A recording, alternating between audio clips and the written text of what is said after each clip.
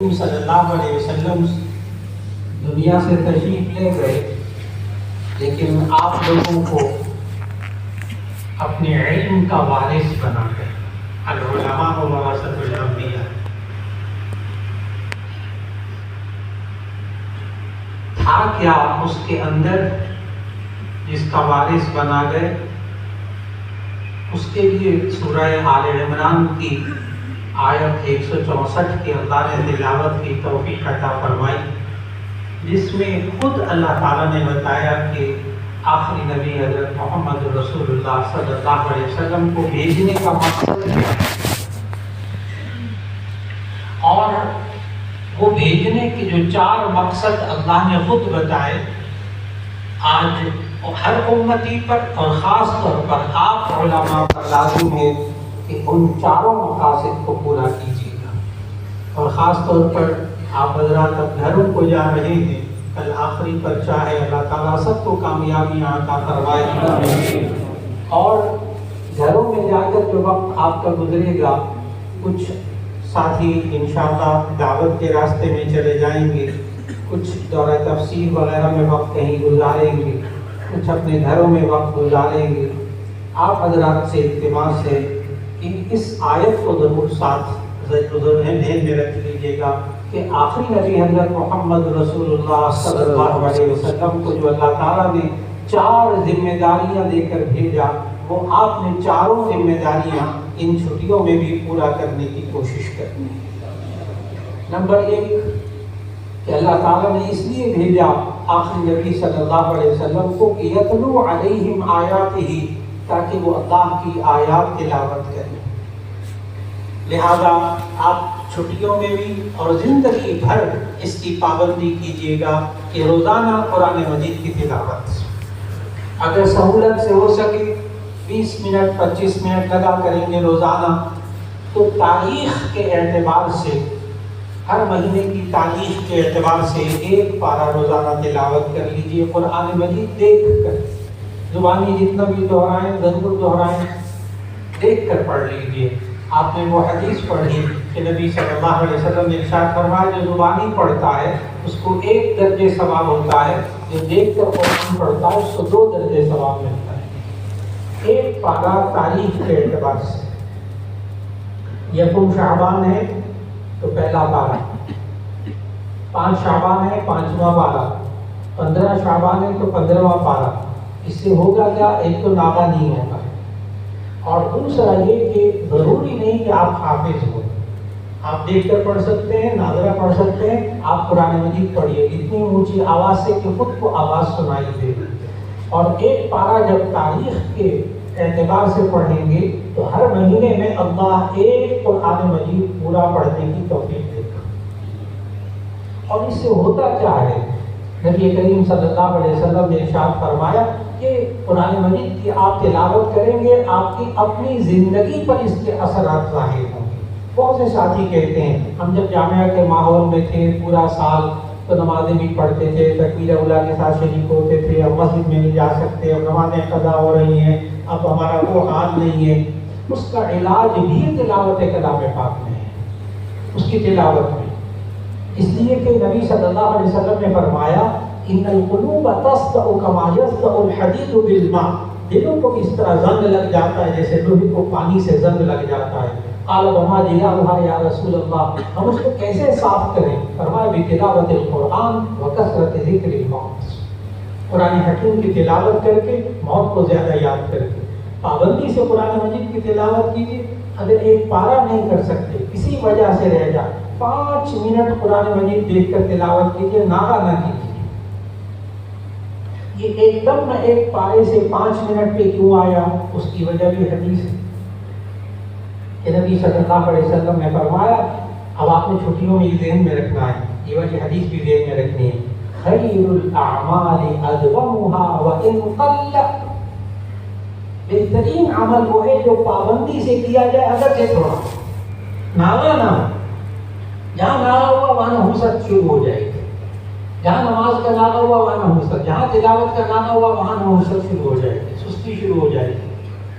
اس لیے 1 پہلا مقصد یتلو علیہم آیاتہ، پھر آپ گھروں میں جب تلاوت کریں گے اس گھر پر اثرات ہوں گے، اس گھر کے در و دیوار پر اثرات ہوں گے، اس لیے کہ سچے نبی صلی اللہ علیہ وسلم نے فرمایا جس گھر میں قرآن مجید کی تلاوت ہوتی ہے حفتہم الملائکہ وغشیتہم الرحمہ وانزلت علیہم السکینہ، جس گھر میں قرآن مجید کی تلاوت ہوتی ہے حفتہم الملائکہ، اس گھر کو رحمت کے فرشتے گھیرتے ہیں۔ ابھی مولانا قاری سلمان علی صاحب جب تلاوت فرما رہے تھے تو ان کی تلاوت کے دوران آپ کا ایمان ہونا چاہیے کہ حفتہم الملائکہ، رحمت کے فرشتوں نے ان کو گھیرا ہوا تھا، وغشیتہم الرحمہ، اور رحمت نے ان کو ڈھانپا ہوا تھا، وانزلت علیہم السکینہ، ان پر سکون نازل ہوتا تھا۔ آپ گھر میں اونچی آواز سے روزانہ ایک پارہ قرآن مجید کی تلاوت کریں گے، آپ گھر کے ماحول کو بدلتا ہوا دیکھیں گے۔ عجیب بات عزیز طلبہ بتا رہا ہوں، گھر کے اندر ایک پارہ روزانہ قرآن مجید اونچی آواز سے تلاوت کریں گے، آپ کے گھر والوں کا رویہ آپ کے ساتھ بدل جائے گا۔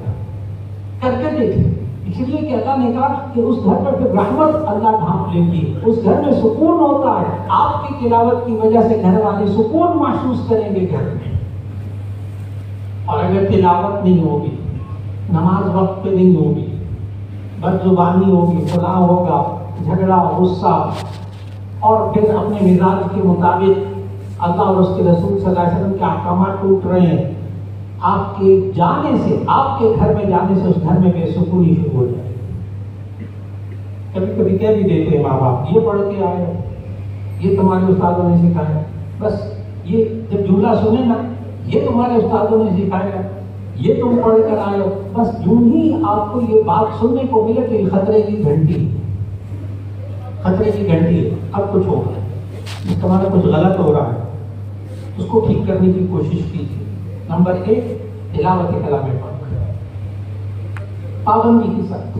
نمبر 2 جو نبی صلی اللہ علیہ وسلم کو تشریف لانے کا مقصد اللہ تعالیٰ نے اس آیت میں بتایا۔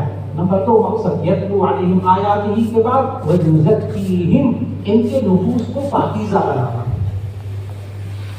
ان کے نفوس کو پاکیزہ بنانا، تزکیہ نفس، جس کی تربیت الحمدللہ آپ جامعہ شفیہ میں حاصل کرتے رہے۔ میں تو اپنے شاگردوں سے عرض کرتا ہوں کہ حضرت جب سبق پڑھا رہے ہوتے ہیں بخاری شریف کا اور دوسرے مشائخ پڑھا رہے ہوتے ہیں تو یہ درسگاہ کے بجائے خانقاہ نظر آتی ہے، مکمل خانقاہ جس میں تزکیہ نفس ہو رہا ہوتا ہے۔ اور تزکیہ نفس ہے کیا؟ جس کے لیے جامعہ شفیہ کے تمام اساتذہ محنت کرتے ہیں، انتظامیہ محنت کرتی ہے، وہ ہے کیا؟ تزکیہ نفس۔ انسان کے اندر سے بری سوچوں، برے رویوں، برے اخلاق، بری عادتوں کو انسان کے اندر سے نکالنا، اچھی سوچیں، اچھے رویے، اچھے اخلاق، اچھی عادتیں، اچھے اعمال پیدا کرنا انسان کے اندر، صرف یہی تزکیہ نفس ہے اور کچھ نہیں۔ اور آپ نے محسوس کیا تمام مشائخ دور حدیث میں اور اسباق میں یہی کرتے ہیں کہ آپ کے اندر سے برائیاں نکل جائیں، برے اعمال نکل جائیں، گناہ نکل جائیں۔ کیسے تڑپتے آپ کے شیخ حضرت محترم صاحب، کیسے تڑپتے ہیں؟ آپ نے ان کی تڑپ دیکھی، خاص چیز کے بارے میں، بہت سی چیزوں کے بارے میں دیکھی کہ یہ طلبا تکبیر اولیٰ نہ چھوڑے۔ جب امام اللہ اکبر کہتا ہے یہ بھی ساتھ جماعت میں شریک ہوں، پیچھے کوئی ایک طالب علم بھی نہ ہو جو یہاں رہتا ہے، پڑھتا ہے اور اس کی رکعت چھوٹ جائے۔ کیسے تڑپتے تھے حضرت، اور حضرت نے خود مجھے کہا کہ الحمدللہ اللہ نے مجھے یہ کئی بار منظر دکھایا کہ میں نے پیچھے مڑ کے دیکھا تو ایک لڑکا بھی پیچھے نہیں تھا جس کی ایک رکعت رہ گئی۔ الحمدللہ یہ ان حضرات کی تربیت کا اثر، ان کی تڑپ کا اثر، ان کی دعاؤں کا اثر۔ یہی دولت آپ نے اپنے گھر کے اندر بھی لے کر جانی ہے۔ آپ بات کریں گھر کے اندر، آپ کی زبان پاکیزہ، آپ کی سوچ پاکیزہ۔ اور حضرت مولانا ارشد عبید صاحب اللہ تعالیٰ ان کو صحت عافیت سے سلامت رکھے، جس طرح وہ آپ کے موبائل کے پیچھے پڑے رہے ہیں اللہ ان کو جزائے خیر۔ کتنے لڑکے ہیں طلبا جو کہتے تھے کہ ہمیں سبق سمجھ میں نہیں آتا تھا، پہلے ہمارا ذہن پتہ نہیں کہاں چلا جاتا تھا، اور ہم سبق میں بیٹھے ہوتے پتہ نہیں کہاں ہوتے تھے. شروع میں یہ حالت تھی ان کی. لیکن جب موبائل ان سے لیے گئے اور صرف سادے موبائل ان کی جیبوں میں رہ گئے, خود مجھے طلباء نے کہا کہ الحمدللہ ہمارا ذہن صاف ہونے لگا اور ہماری سوچیں صاف ہونے لگی اور ہمارے ذہن میں اب سبق بھی سمجھ میں آنے لگا. اس لیے کہ جہاں گناہ ہوتا ہے, وہ آپ نے پڑھا شعر امام شافعی رحمہ اللہ نے, جب اپنی شکایت کی اپنے استاد سے وکیع سے, شعر میں بیان کرتے ہیں, شکوت الی وکیع سوء حفظی فاوصانی الی ترک المعاصی, کہ میں نے اپنے استاد صاحب سے شکایت کی کہ میرا حافظہ کچھ کمزور ہو گیا ہے, میں کیا کروں, اتنا بڑا محدث, لاکھوں مسائل جاننے والا, میرا حافظہ ذرا کمزور ہو گیا ہے. استاد صاحب نے وصیت کیا کی, نصیحت کی, فاوصانی الی ترک المعاصی, انہوں نے مجھے نصیحت کی کہ گناہ چھوڑ دو. کیوں, وجہ بھی بتائی. اب وجہ آپ نے چھٹیوں میں ذہن میں رکھنی ہے, ورنہ جب آئیں گے تو اس کے اثرات ہوں گے. وہ وجہ بتائی, فإن العلم نور من الہ ونور اللہ لا یعطی لعاصی, کہ علم اللہ کا نور ہوتا ہے اور اللہ کا نور کسی گناہگار کو نہیں ملتا. یہ علم کا نور اور گناہ ایک دماغ میں جمع نہیں ہوتے. یا گناہ ہوگا یعنی اللہ اور اس کے رسول صلی اللہ علیہ وسلم کی نافرمانی, یا علم ہوگا. اس لیے گھر کے ماحول میں, اپنے خاندان کے ماحول میں جب جائیں گے تو ایسی صورت میں گناہوں سے بچنے کی کوشش کرنی ہے. وہ تزکیہ نفس کی محنت جو مشائخ نے آپ پر کی, ایک ایک استاد نے آپ پر محنت کی الحمدللہ, کہ برداشت نہیں کرتے تھے کوئی استاد کہ آپ ان کے سامنے کوئی غلط بات کریں اور وہ چپ رہ جائیں. اتنی تربیت کی الحمدللہ. تو جامعہ اشرفیہ میں بعثت نبوی کا دوسرا مقصد بھی پورا کیا گیا. پہلا مقصد تلاوت کلام پاک, دوسرا مقصد تزکیہ نفس. تو تزکیہ نفس کی اس تربیت کو آپ نے چھٹیوں میں اپنے گھروں کے اندر جا کر بھی باقی رکھنا ہے انشاءاللہ. تیسرا مقصد وَيُعَلِّمُهُمُ الْكِتَابَ. نبی صلی اللہ علیہ وسلم کو اس لیے اللہ تعالیٰ نے بھیجا تاکہ وہ کتاب اللہ کی تعلیم دے, کتاب اللہ سکھائیں. خالی ترجمہ نہیں, ترجمہ بہت ضروری ہے, لیکن آپ خود سوچیں کہ صحابہ کرام رضوان اللہ علیہ مجمعین کو عربی آتی تھی. جب نبی صلی اللہ علیہ وسلم تلاوت فرماتے تھے تو صحابہ کو قرآن سمجھ میں آ جاتا تھا. تو جب صحابہ کو قرآن تلاوت سے سمجھ میں آ جاتا تھا, پھر وَيُعَلِّمُهُمُ الْكِتَابَ کیا ہے, وہ کتاب اللہ کون سی سکھاتے تھے, وہ سارا ان کو پتہ لگ جاتا تھا. ادھر قرآن پڑھتے تھے, ادھر صحابہ کو ترجمہ آ جاتا تھا. اس لیے کہ وَيُعَلِّمُهُمُ الْكِتَابَ کو غور سے آپ نے پڑھا سنا کہ نماز میں اقیم الصلاۃ کا حکم تو ہے, نماز قائم کرو, لیکن نماز کے پانچوں اوقات کا ذکر قرآن میں نہیں ہے. کب نماز کا وقت شروع ہوتا ہے, کب ختم ہوتا ہے, پانچوں نمازوں کو کیسے ادا کرنا ہے, ایک نماز کا مکمل طریقہ قرآن مجید میں نہیں ہے. یہ نبی صلی اللہ علیہ وسلم نے سکھایا. اسی طرح زکوٰۃ, اسی طرح حج, اسی طرح عمرہ, اسی طرح روزہ, اسی طرح خرید و فروخت کے احکام, شادی بیاہ کے احکام سب آپ نے پڑھے. اور وہ ہمارے پاس جو چیز موجود ہے جس میں یعلمہم الکتاب ہے, وہ ہے حدیث. جو کچھ نبی صلی اللہ علیہ وسلم نے صحابہ کو قرآن مجید سمجھایا, سارا آپ کے پاس موجود ہے الحمدللہ. میں گزارش کروں گا خاص طور پر درجہ سابعہ کے ساتھی جو آئندہ 7 دورے میں آنے والے ہیں, کہ وہ اس وَيُعَلِّمُهُمُ الْكِتَابَ کے حکم کو پورا کرنے کے لیے مشکات شریف انہوں نے پڑھی اپنے اساتذہ سے. پوری مشکات کا ان چھٹیوں میں کوشش کریں کہ 1 2 3 بار پورا ترجمہ خود دوہرا لیں. شیوخ کی موجودگی میں بات کر رہا ہوں. درخواست ہے درجہ سابعہ کے طلبہ جو دورے میں آنا چاہ رہے ہیں وہ انشاءاللہ آئیں گے. وہ مشکات شریف کا مکمل ترجمہ, کوئی حدیث ایسی نہیں ہونی چاہیے جو ان کا ترجمہ اور مفہوم اس کو نہ آتا ہو. یہ بچہ, یہ نوجوان دور حدیث میں استاد کے سبق کو 90% پہلے سے سمجھا ہوگا. بہت اہم بات. اسی طرح قرآن مجید کا ترجمہ بھی, قرآن مجید کا ترجمہ اور مشکات شریف کا ترجمہ اگر آپ تیار کر کے دورے میں اترتے ہیں بہت سہولت رہے گی آپ کو. یہ نمبر 3 مقصد وَيُعَلِّمُهُمُ الْكِتَابَ. چوتھا مقصد نبی صلی اللہ علیہ وسلم کی تشریف لانے, وَيُعَلِّمُهُمُ الْكِتَابَ وَالْحِکْمَةَ. کہ نبی صلی اللہ علیہ وسلم کو اللہ تعالیٰ نے اس لیے بھیجا تاکہ وہ حکمت دانائی سکھائے. کون سی دانائی سکھانے آئے تھے نبی صلی اللہ علیہ وسلم؟ مفسرین نے خوب تشریح اور تفصیل کی اور سارے کا خلاصہ یہ ہے کہ حکمت اور دانائی کہتے ہیں جس چیز کو اللہ نے حلال قرار دیا یہ بندہ اس کو حلال سمجھے، جس کو حرام قرار دیا اس کو حرام سمجھے. دانائی مکمل ہو گئے. بڑی بڑی ڈگریاں لے لی لیکن حلال کو حلال نہیں سمجھ رہا، حرام کو حرام نہیں سمجھ رہا. اللہ کے نزدیک یہ دانا نہیں ہے. 4 مقصد ہیں جن کی خاطر نبی صلی اللہ علیہ وسلم کو اللہ تعالیٰ نے بھیجا. نمبر 1 تلاوت کلام پاک، نمبر 2 تزکیہ نفس، نمبر 3 یعلمہ الکتابہ کتاب اللہ کو سیکھنا سکھانا، نمبر 4 دانائی یعنی حلال حرام کی تمیز، اچھائی اور برائی کی تمیز. قدم قدم پر آپ نے گھروں میں جا کر اس چیز کو ذہن میں رکھنا ہے. یہ سوچ کر کہ اب یہاں ٹوکنے والا کوئی نہیں، کوئی روکنے والا کوئی نہیں، اب گناہ کا کام کر لیں، اب یہ غلط بات کر لیں. آہستہ آہستہ آپ کا نقش گھر والوں پر، خاندان والوں پر، جو آپ کے ساتھ اٹھنے بیٹھنے والے نوجوان ہیں ان پر بہت غلط اثر پڑے گا آپ کے اس عمل کا. اس لیے دانائی کو باقی رکھنا ہے.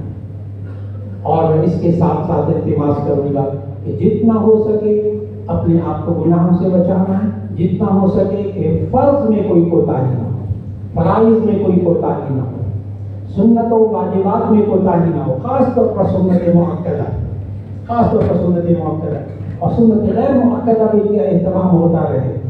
اور آج انشاءاللہ ابھی حضرت مجلس سے ذکر کرائیں گے، ذکر کی بھی تلقین کریں گے. تو میری التماس ہوگی کہ اپنے ذکر کو بھی جاری رکھیں، چھٹیوں کے اندر اللہ کا ذکر بھی کرتے رہیں، استغفار کی تسبیحات، اور اس کے ساتھ ساتھ جو آپ کی آئندہ سال کی کتابیں ہیں ان کا اگر مطالعہ کرنا چاہیں وہ مطالعہ کرتے رہیں. اور اگر وقت ملے تو اسی صورت کے اندر گھر والوں کی خدمت، ماں باپ کی خدمت، جتنا کر سکتے ہو خدمت کے ساتھ ان کے دلوں کو آپ جیت سکتے ہیں. یہ سوچ کر کہ یہاں جامعہ شفیہ میں دسترخوان مل جاتا تھا، اللہ مولانا زبیر حسن صاحب کو جزائے خیر دے کہ وہ جناب دسترخوان بچھ رہا ہے، کھانا پکا پکایا شاندار سامنے لگا ہوا ہے، ریل کے پانی بھی نہیں پینا پڑتا، سب پکا پکایا الحمدللہ. اور وہ شعر صادق آتا ہے آپ پر شاعر کا کہ نہ فکر نہ غم، نہ فکر نہ غم، کمائے گی دنیا کھائیں گے ہم. 100% صادق آتا ہے یہ شعر. یہ کیفیت اب گھر کے اندر جا کر بھی کہ مجھے پانی مجھے والدہ پلائیں، بہن پلائیں اور سارے لوگ میری خدمت کریں، میں عالم بن گیا ہوں، ایسی صورت میں آہستہ آہستہ ان کے دلوں میں آپ کی قدر ختم ہو گئی ہے. اور اگر آپ خدمت کے راستے پر آ گئے تو انشاءاللہ آپ ماں باپ کے دلوں کو بھی جیتیں گے اور اپنے والدین کے، اپنے گھر میں بہن بھائیوں کے دلوں کو جیتیں گے اور معاشرے کے. اور یہی وہ چیز ہے. میں آخر میں ایک جملہ کہوں گا.